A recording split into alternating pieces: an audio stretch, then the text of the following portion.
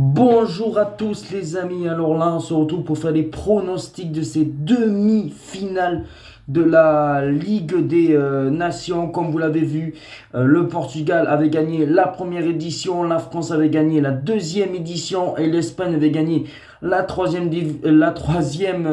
édition. Ça voudrait dire que soit une équipe va gagner une deuxième Ligue des Nations, ou soit, si c'est l'Allemagne, ils pourraient gagner leur première Ligue des Nations. En plus, les matchs vont se dérouler en Allemagne. Il y a Munich et après, je sais plus l'autre stade.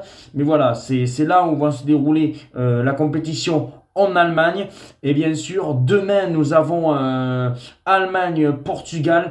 Et bien sûr, jeudi, le match entre l'Espagne et la France, lors un petit peu la revanche, bien sûr, de l'Euro. Et on va débuter tout d'abord par le match entre l'Allemagne et le Portugal. Alors bien sûr, je vais soutenir un petit peu l'Allemagne. Et voilà, j'aime très cette équipe, cette nation. Voilà, c'est la deuxième après l'équipe de France que je soutiens à chaque fois qu'il y a une compétition. Et je pense que ça va être un match assez serré. Je vois pas mal de buts dans cette rencontre. Et je dirais un 3-2 pour l'Allemagne. Je pense que ça va partir de tous les côtés. Et je vois bien un 3-2 pour l'Allemagne. Je pense que oui, je vois plus de 2,5 buts dans la rencontre.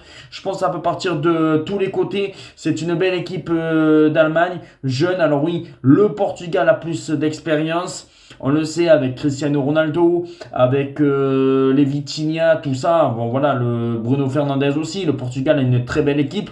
Mais moi, je partirai quand même sur une victoire de l'Allemagne, quand même 3-2. Je pense que l'Allemagne va être chez elle. Voilà, va vouloir mettre un petit peu de spectacle. Et c'est pour ça 3-2 pour l'Allemagne.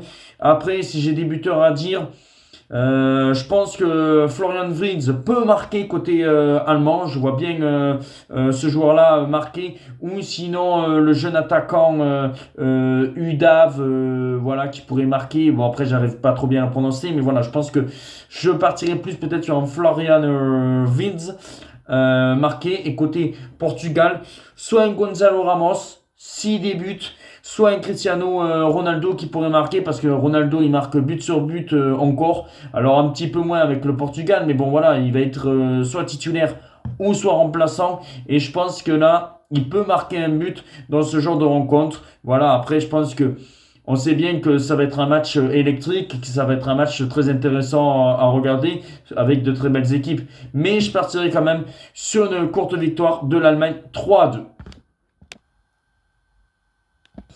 Et on est parti maintenant pour faire le pronostic de notre équipe de France, de la composition aussi, parce que je vais parler aussi de la composition que j'émettrai de cette équipe de France pour gagner ce match contre l'Espagne.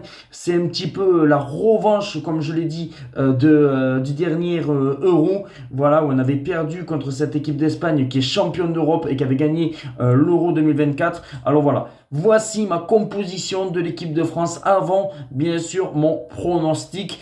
Et alors moi, je mettrai quand même Maignan dans les buts. Je mettrai quand même un Gusto, parce que je pense que Gusto, arrière droit, me paraît un peu mieux, même s'il y a quand même Benjamin Pavard qui peut dépanner, et même Pierre Kaloulou, mais j'aimerais bien voir un Gusto être à cette place-là. Après, un Konaté avec un Lucas Hernandez. Alors oui, c'est vrai qu'ils sont deux gauchers, si je dis pas de bêtises, dans une défense centrale. Mais voilà, Konaté, Lucas Hernandez, je suis pas trop fan de Clément Langlais ou de Baldé. Voilà, je suis pas hyper fan. Ou à moins que tu mettes Benjamin Pavard en centrale avec Konaté. Mais moi, je partirais plus quand même sur un Konaté, Lucas Hernandez et un Théo Hernandez arrière gauche. Le milieu, Adrien Rabiot, Chouamini et Michael Olise qui va faire ce poste de numéro 10 et soutien des attaquants et soutien bien sûr aussi des milieux.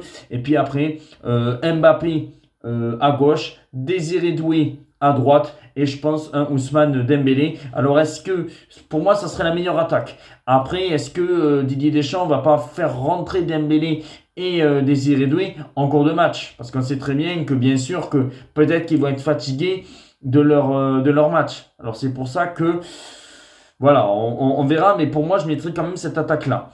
Et c'est pour ça que, là, vous allez voir mon pronostic. Je pense que ça va être un match hyper serré. On sait que l'Espagne, c'est une très très belle équipe. Je pense que même, pour moi, je vais dire mon pronostic, vous allez le voir. Moi, je vois un partout. Franchement, je vois un partout. Peut-être l'Espagne qui ouvre le score, la France qui égalise, ou voire même l'inverse. Voilà, je pense que Yamin Yamal sera buteur dans cette rencontre. Je vois bien Yamal buteur et Kylian Mbappé aussi être buteur dans cette rencontre. Et je pense que, voilà, je sais pas, je pense que l'équipe de France peut s'en sortir au tir au but. Voilà, je pense que ça va être un match tactique, vraiment compliqué. Je pense que, franchement, le vainqueur de ce match-là va être le grand favori pour gagner cette Ligue des Nations. Après, voilà, je me méfie de cette équipe espagnole parce que, bon, on aura une défense, je ne veux pas dire moyenne, mais bon, on n'aura pas Jules Koundé, on n'aura pas Sanila. C'est la défense qui me fait un peu peur pour l'équipe de France. Alors, peut-être que l'Espagne va gagner.